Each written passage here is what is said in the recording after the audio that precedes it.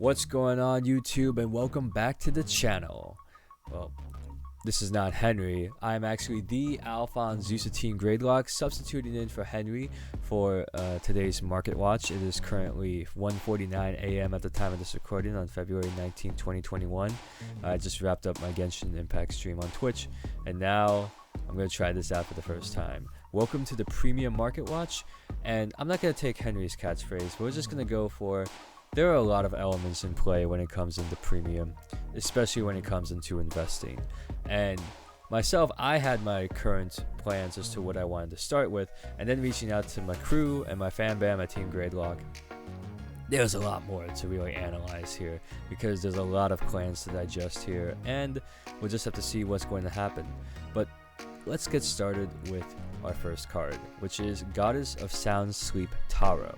Now, this card I was acquainted with during my time with Crayon Vanguard. I just started writing articles for them, and they showed me the Genesis build that's tier 0, and it revolves around this particular card, which of course Revelation, and with the GB1 that when it's soul blasted out, you can choose a rearguard and stand it and put it on the bottom of the deck. Now, as a common, usually common triggers aren't really worth much, but when it comes to premium, especially when they serve a really key function in the deck, yes, you are going to be paying more than $1 for these. So currently we have our lowest price at $1.20.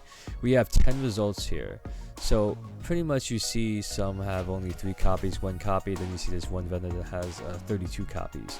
As you can see, it's starting to really hit over $2, $3 for a single copy of this trigger. So this card in particular, I would keep an eye on. The only problem is that given Bushiroad, especially when they would see cards that would be problematic in premium era. So if you look at Katarina from Neo Nectar and at sometimes a form premium,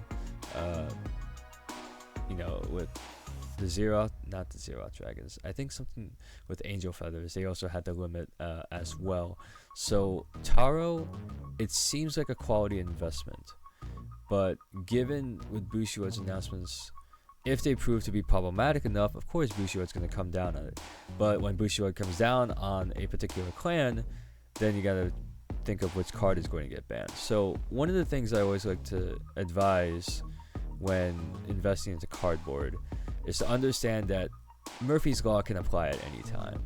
And especially in the case when it comes to a card like Tahro, which makes 3 builds of Genesis Premium pretty bonkers, which in this case with the recent Regalia support, with the Astral Poets, of course with your grade 5 rearguard that I can't even remember the name of, and then you have the restand combo with Fenrir. So Tahro has become a key component in all those decks just because of the amount of silliness you can put out with just this one card and combo off with almost any other card, especially with a certain grade 2, which I really don't want to recite that name again just so how many times that card restood over and over and over again, but you get the point. So Tahro, keep that in mind. It's a common, so given the card supply quality, you have a couple of different people to go to, even though you only have 10 particular listings, so always good to keep that in mind. For the second thing that I had planned in mind, which would be the Zeroth Dragons. Now Zeroth Dragons have been covered on Henry's time for quite some time, and given the way that it has been looking, Ultima again, yes, it's over $100, which I don't think I've seen Ultima ever dip below 100 just because of the big utility it has when you can just stack your triggers and give power to all of your rear guards, which means you can just put one stand trigger on, swing with your rear guards, and then stack that stand trigger and then stand everybody, and everyone gets 5k power. It's the big yellow button in United Sanctuary. I was gonna say Royal Paladin just because it can summon stuff. And then you have Zoa. Now Zoa in particular, it looks pretty cheap right now, $53, $55 for the ZR and the secret rare copy in the Gize pack. Now this is something you want to keep an eye on. Of course, all the Zeroth Dragons you see right here, no more than 5 listings. I don't think except for maybe this Stark here for 7 listings, but and 9 listings for the ZR, but I guess I should revise that to just being less than 10. So when looking at these ZRs and the Zeroth Dragons, it seems like it's not going to be as effective as we move into the overdress format. But the clarification that was put on from one of the graphics boosts you had provided was that once you declare into premium, you declare your clan, and then you get all cards in that card pool support underneath the nation that is announced. So if you have United Sanctuary, okay, you declare United Sanctuary clan, that means Keter Sanctuary card pool becomes available to you. When it comes to Zoa, you declare your clan, so it could be somewhere in Zoo like Great Nature, or in Magellanic like Aqua Force. And you have and you obtain that card pool of Storchea. Now, I know that some people are thinking of Bermuda Triangle, because Bermuda Triangle technically is not under the Storchea flag, but it still has the Lyrical Monasterio, which it has, pretty much just a Bermuda Triangle focus. So with Zoa though, it's going to see some play, just because when you declare a Zoo clan or a Magellanica clan, they all get access to Storchea. So Zoa doesn't have to be left out of the loop, because you still have the OG nations that are applicable. They just have access to that extra card pool. So Zoa could be another key card you should be looking out for. As for Drachma is definitely a funny card. In fact, that Drachma is one of the only cards in Vanguard that you can force your opponent to lose the game if they don't have their hand built right. And as the big red button, Drachma can really mess with you quite a bit and can mess with your guarding, because once they find out that you don't have any cards in hand to ride on and you have no soul, it's over, man. Drachma will end you right before you can even think about it.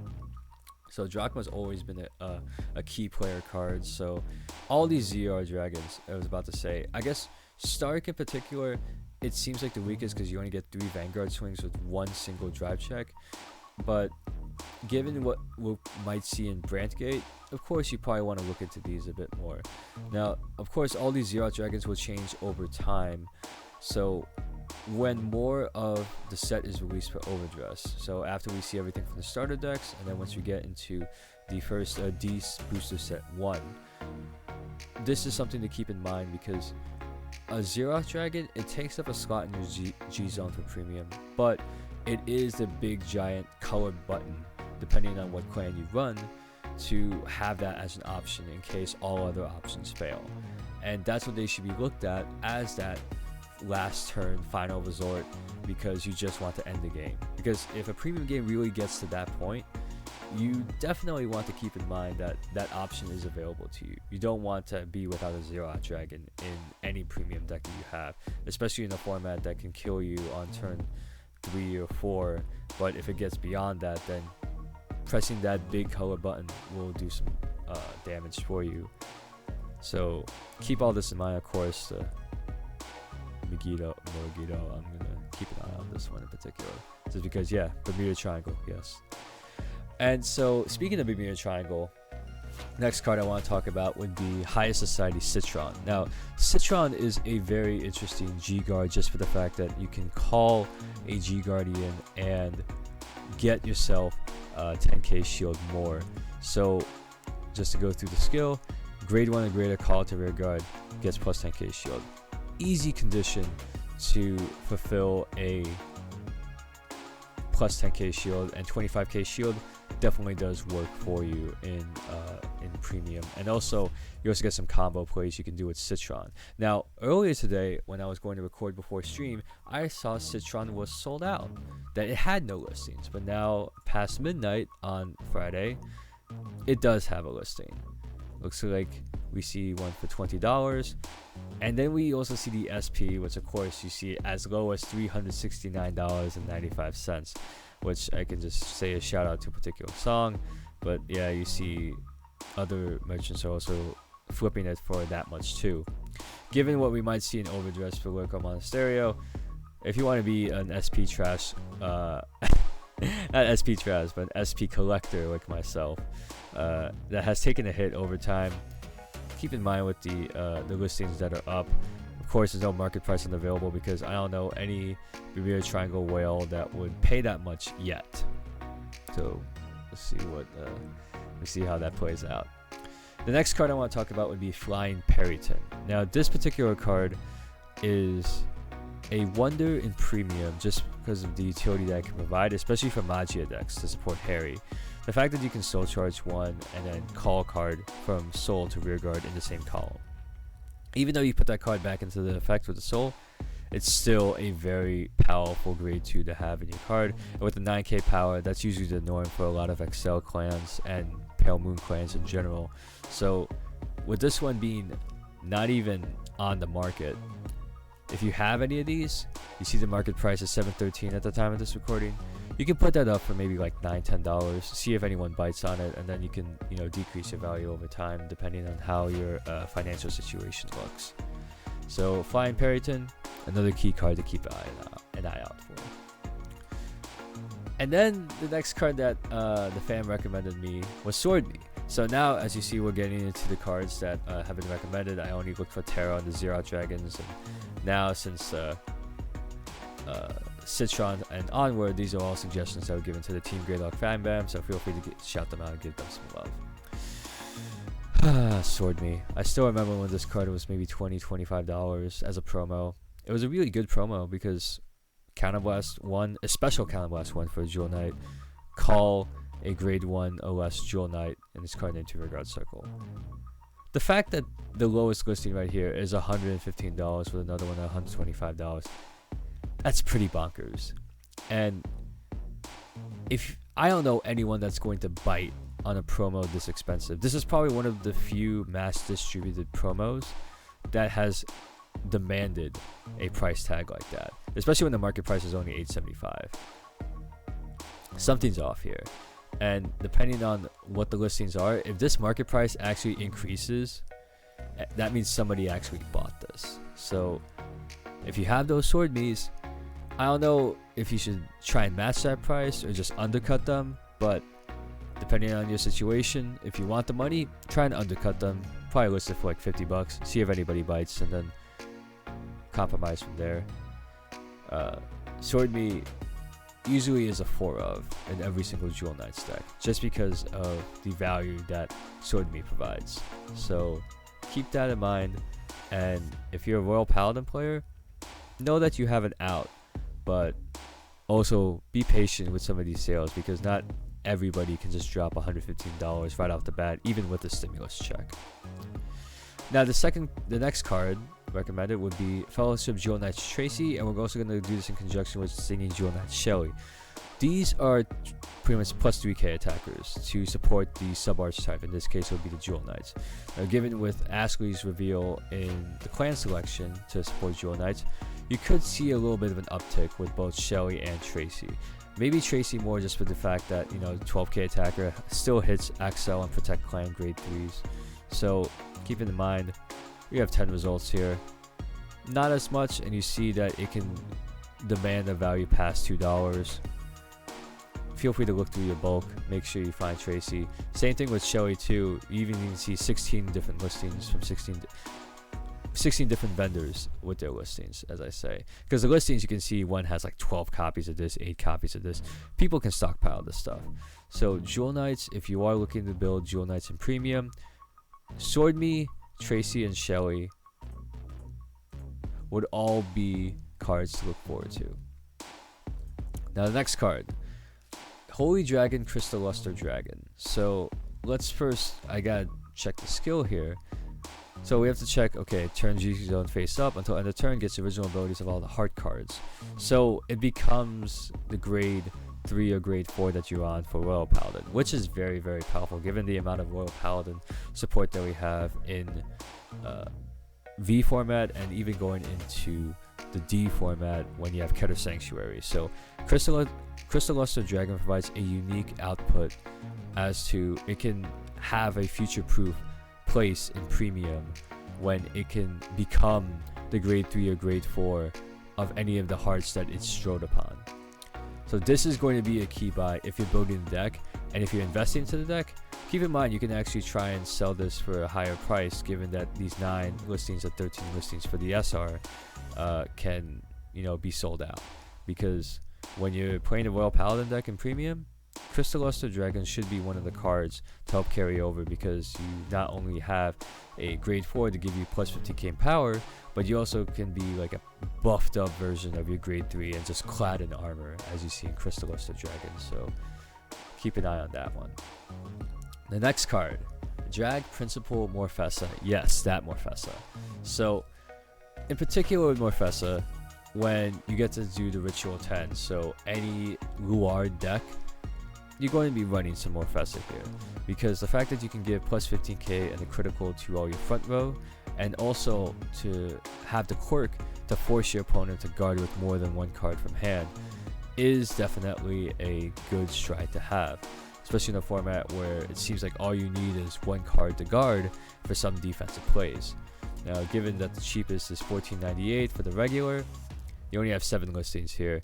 Now, the interesting thing here, you see a vendor list have 45 copies of these. So you could tell that, especially in the investment game, people would stockpile certain cards. Now, depending on how often you want to stockpile, you have to look at your budget, look at your goal. Do you want to build a deck? Do you want to invest in value over time? Given what I've said earlier, keep in mind anything can happen. Bushiroad can ban this card, they can limit this card, they can restrict this card, or they can do nothing with this card. All these options are on the table right now. And even though we have all this past conduct, keep in mind that you will be encountering some announcements in the future. It could affect the way that you invest. It could affect if you want to buy out this card completely.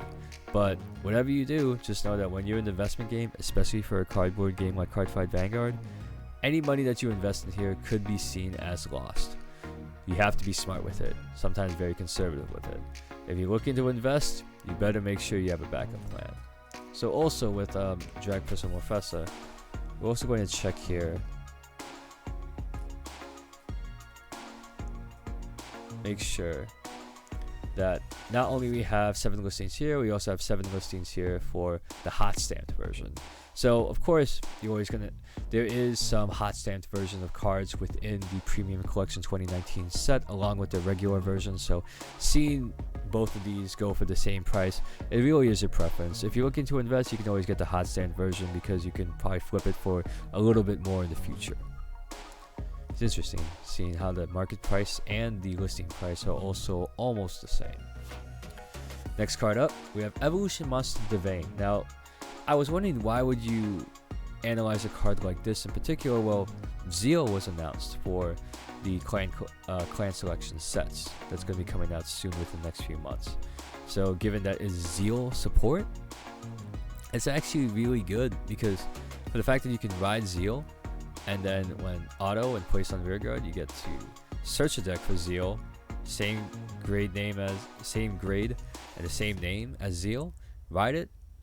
That gets you an extra force marker for just soul charging one of your other rear guards. So the fact that it's good, you can stack it, that's makes it a really nice card to pick up at this time, because given how much Zeal is going to get love, especially when you see Zeal in premium, Devane can have the effect similar to how Ripples have it in Aquaforce, when you can Legion more than one time in a single turn, because of I think it was Odysseus that was able to allow you to do that on rerides. So currently we have only 9 listings here, which is pretty low. And even with the listings, you see some vendors have 36 copies, 18 copies, 24 copies. This is a card that can be looked at as what they call penny stocks, that you can invest a lot in, and given after Zeal comes out, you're going to run the risk that if Zeal sees a lot of play in competitive formats, but Devane, if you're going to be running a Zeal deck regardless, this is going to be a card you want to pick up immediately, because you don't want to be on the tail end when you see Devanes now go for past $1 to $2, and it's a common too. It's a common. You don't want to see it in the same boat as Tahro as it is right now. And the next card, we look at Dynamax. Now we have both Dynamaxes involved, both with Final Dynamax that came out in Premium Collection, as well as the Trinity Dragon Dynamax. Both of these strides are amazing in D-Robos, just for the fact that you get to either replace your field with a brand new field, you gotta make sure that it's sending power though, or you get to give extra power and critical to your front row, which is very, very powerful. Being able to stack multiple criticals on your unit swings it helps end the game and also would deplete your opponent's hand. So either they're gonna have not much of a hand to play with on their next turn, or you just kill them outright because you just stack crits on them and they can't guard it. Now, given the listings that we have here, Final Dimex, yeah, you're gonna have pretty cheap listings for 9 listings and 17 listings. It may not be looked at as a viable card to look at because especially when you're in premium, either your field's going to get out controlled or you're just going to get wombo comboed, and it's not going to give you a chance to use Final Dimex. But when it comes to Final Dimex regular and Trinity Dragon, this is going to be a big card. Given that we see the market price 13, only 1 listing available for 1772. So if you haven't picked this one up by now and you need one, probably good to pick it up, because when you look at those SPs, one's as low as $52 and people are going to go as high as 58. Probably people can get away with 60 if it's in near mint condition, so you also got to keep that in mind as well. If you're investing, be wary of this, because if you are looking to sell, you can always compare these prices and see if you can knock a bump up, but then again, you're also running the risk that people won't probably buy your card for that much anyways. So Final Dimex, if you're a Dimension Police player and you love D-Robos, Dimex is definitely an auto include. Next card, we got Gallant Incarnation Go 5. So this one is interesting for the fact that it has a unique skill where if you took a damage, which is a shout out to Angel Feather, and you Soul Blast a particular card that has at least 5,000 power. So be careful when you're Soul Blasting so you don't get called out for a Judge misplay. So this one also a powerful 25k shield G Guardian. Now, as a double rares usually go anywhere from, you know, a couple cents to maybe $5-6. But there are some, of course, exceptions over time. We all know that from the OG days when Halo Shield marks, the original Halo Shield marks were boasting $30 in the time of Spectral Duke Dragon.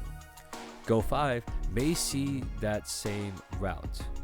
Now, Go 5, just like Citron, you're seeing a lot of value start to spike up here. And unfortunately, we only have 2 listings here. And at least both vendors, they have a playset of it. Do you need a playset of Go 5? Definitely not. There are other Dimension Police G-Guards you can run. But you probably want to run maybe 1, at most 2 Go 5s. And so if you're looking to invest, check your bulk pile. Because Go 5 didn't boast this price before, and at least it's boasting this price now, because at the market price of 683, people may be willing to pay that much before it spikes up any further or it goes off the market entirely. So Go 5, another good Dimension Police G Guardian. And now we arrive at the part of Link Joker, where we see Chaos Breaker support. Now that Chaos Breaker has finally hit V format, now you see the strides and all the support go up. In particular, Chaos Breaker Zeroth Dragon, which has been one of the most fierce strides in all of Cardfight Vanguard. I say that wholeheartedly, just because of the amount of synergy, disruption, and combo plays you can do with Deluge. The fact that you can shut off cards from going off, especially when it comes to Excel or cards like Dimax that give your front row benefits, to be able to lock them out of it, even just replace circles, that is amazing. And Deluge always has a strong value of it. In fact, as of the time of this recording, there's not even a listing for the regular. It's all gone. The market price is $30. People were willing to pay that much, if not more, for a Deluge. And when it comes to Chaos Breaker premium deck profiles, you're going to need them. Running for them is a must because you want to disrupt, you want to keep unlocking them, and it's a very good card. In fact, seeing the 2 listings that we have behind for the SGR, $62, that's a pretty fair price for Deluge. It looks like the second vendor also kept the similar price point. Even at the market value, yeah, people are willing to pay $50, $55, $60 for a Deluge SGR. And the way that it goes, if you have access to an SP or a higher rarity version of the same card, and at the current time they're hovering around the same price as the regular, jump on that, because the higher rarity cards, they will always have less prints of them, therefore their supply is lower, and you can definitely make a good buck if you're looking to flip.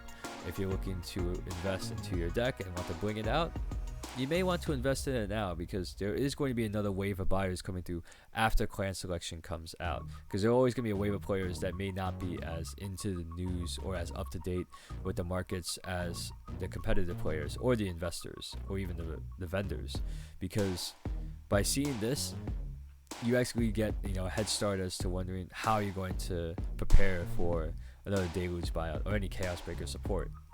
And speaking of Chaos Breaker support, we talk about Crisis.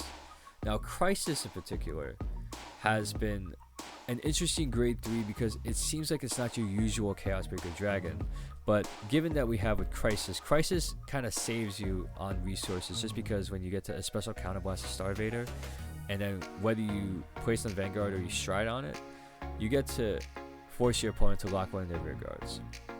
And maybe force your opponent to choose, it's not bad, but at least when the opponent's card is unlocked at any time, free retire, and you get to draw a card, that's really good, because especially if they try and unlock in their main phase, you just retire and you draw. You have an extra card that you can guard with, or if it's not a trigger, you saved yourself a damage trigger that could pop up a card sooner because you have a normal unit that you added to your hand.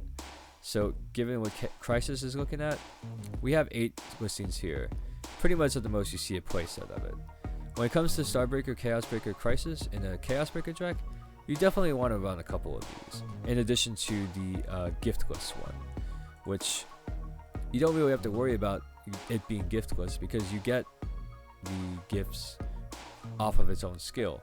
Even though you remove it, you still get the lock, and that's the key part.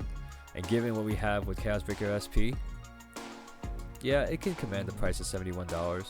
Even though the market price is only at $56.14, and you see people that want to hype up on $71 to $75. If you're a Chaos Breaker collector, this may not be the best time. You can also check in at the launch of the clan selection when Chaos Breaker Dragon comes out. But if you're impatient, want to hop on it now, you can try and get it before it's all gone. Just know that if you buy out those last 3 listings, then people can just list their SPs for a much higher price. So the timing can also be a factor in this as well. And speaking of more Chaos Breaker support, we talk about Paradigm Shift Dragon. Now, if you don't know Paradigm Shift Dragon, this has been a very interesting critical trigger that has served Starvaders well for many, many years. The fact that you can get a free lock by just shuffling the deck after you put it on top of it, you get to lock a back row rear guard. And you recycle crit trigger. Doesn't matter if it's an old crit trigger, it's only 5k power, 1 crit, and a 10k shield.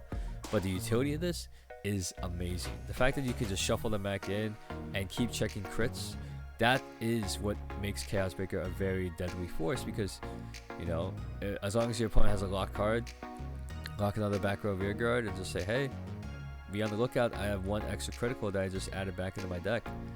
And even though we see that's only going for quarters right now, I wouldn't call this a penny stock, just because of, even though you have the shipping that will put it at $1, this is a very popular card to put in a Starvader build, just because you get to lock more cards for free and you reshuffle, which in the utility and premium, that is bonkers. You don't want to sleep on a card like this, especially by the time Chaos Breaker Dragon comes out in V format. So if you're looking to invest, you have a lot of cards here, especially one that has 95 copies of it. If you're looking to do the penny stock strategy, you can buy all these out right now, but always know they could also get hit as well. Just a word of thought before you try and go and click buy all. Always a thought. Keep that process in mind each time I display a card to you like that. And then we also have Glendios. Now, Glendios has had a hot second of meta play when it came out. In Infinite Rebirth, that was a changing time, because it was technically one of the last cards of the OG era when we get into G format. Now, given the listings that we see here, with Omega Loop Glendios, yeah, it's only one listing at $15 because it's good. You get to have more cards where you set up for Mega Glendios, and they make sure that, hey, there's a stride that ensures you to win, and also helps lock more cards. With Glendios, surprisingly, I'm surprised there's only 2 listings left here. 23, and then trying to sell off 3 copies for $46 each. It's a ballsy move to list it for almost double the price. But then again, when you're looking at such low listings, especially if people want to try it out and get the actual copy, they could bite on it. But given with Glendios' rarity, it used to be a card that we thought was unattainable. That it was very, very rare to get. As rare as, say, SP Olivia in the first coin booster for being in the triangle. But from Sneak Peek weekend, and also from the first weeks of launch of Infinite Rebirth, we see Glendios is being pulled in almost every box, if not every other box. So it wasn't as rare as we thought from before. So if you have those Omega Glendioses on you, it could be a good time to start listing. You can also wait for the listings to sell out to kind of name your price. But given what the market price is, it gives the buyer a little bit more incentive to realize that I can buy this for less elsewhere, or I can try and haggle that price closer to the market price. So it creates a little negotiation room between you, the buyer, and the seller.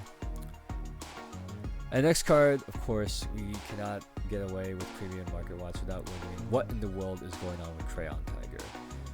Crayon Tiger has been so polarizing. We thought that was going to get a reprint. It didn't get a reprint.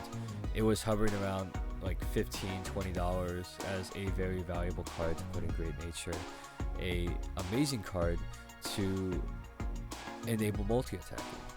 Now, given that the market price is 14 and the lowest pricing that we see is 40, I don't know, bruh.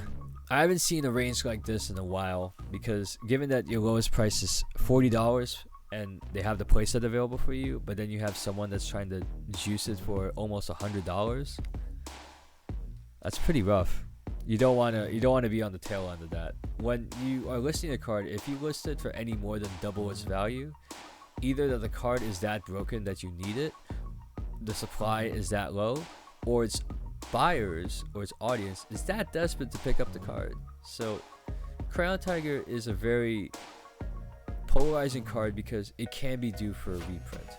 People are clamoring for a reprint, but will Bushi listen? If Bushi will listen, then you might want to watch out on this.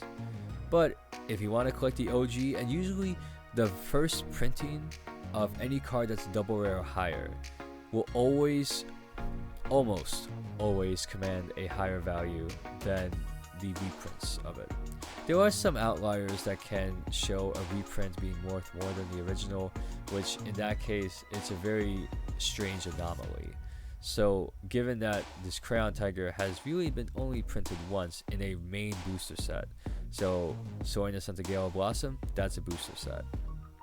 And given the amount of other cards that come out in this booster set, you don't really have much that you can look at. You can probably look at some of the relevant cards that you can see that are boasting some prices. When you look at the market high to low in this set, the booster box itself is $200. And then you see the only other value card that they have that's apparently higher with the Dragonic Kaiser Crimson SP, which is kind of strange, but given with Dragonic Kaiser Crimson, I'll give it the benefit of the doubt. But when you have stuff like Crayon Tiger, Lambros, maybe Heart Thump Worker or somebody else, Crayon Tiger is the card that makes the set, and it probably boosts up that set to that price tag. The only problem is, if you pull one, you probably only are going to get one, so be careful about that. And finally, to wrap up this premium market watch, we can talk about the Hamsters.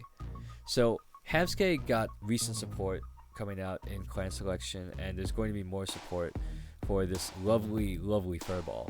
Now, given what we've seen both his answer in V format as well in the OG era, all these cards can be on the table. Now, given that we have a gift grade 3 in the form of Pencil Hero Hamskay, that creates that incentive for people to really start looking into what Hamskay looks like. And although that it seems that from Great Nature builds before, I've seen, Control with Isabel, and maybe some shoutouts to some other Great Nature units, but Hamskay has always been kind of a surprise given the amount of cards that he gets every format. Now, looking at the card pool that we have here, if you look at it, the listings are pretty medium to high. There's only maybe a few that say maybe the grade 2 Pencil Knight Hamskay, and then you have the V version era with it. They can command decent prices, but some of the things that you can look at as penny stocks, all of these listings can be bought out pretty cheaply. The only problem is that always be careful when you buy out a particular card. Be careful for the ripple effect, because other people can come in, try and justify the price, or people can just not pay attention to it and you're just sitting on just a cardboard pile of quarters. Now, the grade 2 Pencil Hamskay, it's interesting because the fact that it can search out itself after being retired for 1 counterblast. I like how it can resemble a 74 cents, and then when you go up to past $4,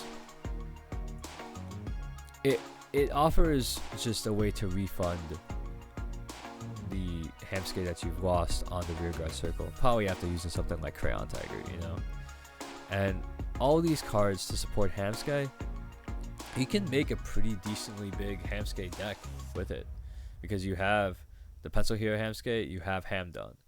Both of them have Excel gift markers. That's always a key thing when you're also looking into a premium format, because if any grade 3 can be gifted and have a decent skill, that's something to look forward to. However, when you look into giftless cards to get it, like Chaos Breaker Dragon, that you're going to have to do another step to make sure that, okay, are they manipulating the gift in any way, or are they justifying no gift because the effect is that good, like a steal.